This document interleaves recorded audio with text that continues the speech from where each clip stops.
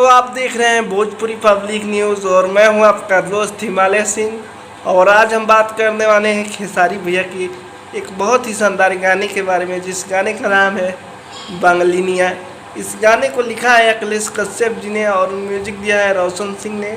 और इस गाने में परफॉर्मेंस किया है खेसारी लाल यादव और भोजपुरी की सबसे बड़ी एक्ट्रेस और ब्यूटीफुल एक्ट्रेस और सेक्सी एक्ट्रेस पाखी हेकड़े जी। और इसमें गाने में उनका साथ दी हैं अंतरा सिंह प्रियंका जी।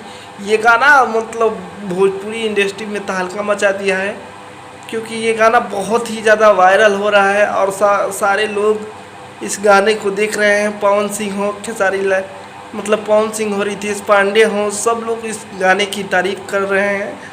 तो आप लोगों से मेरा निवेदन है कि इस गाने को अभी तक नहीं सुने हैं, जिसके भी फैन हैं एक बार इस गाने को सुनिएगा, क्योंकि 6 साल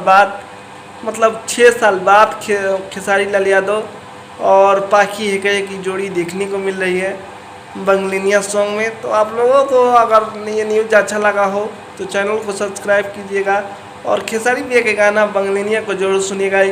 आप लोगों को एक विकलांग भाई का निवेदन है कि खेसारी भैया के गाने बंगलिनिया को जरूर सुनिएगा और वीडियो अच्छा लगे तो लाइक कीजिएगा। मिलते हैं अगले वीडियो में, तब तक के लिए जय हिंद, जय भोजपुर।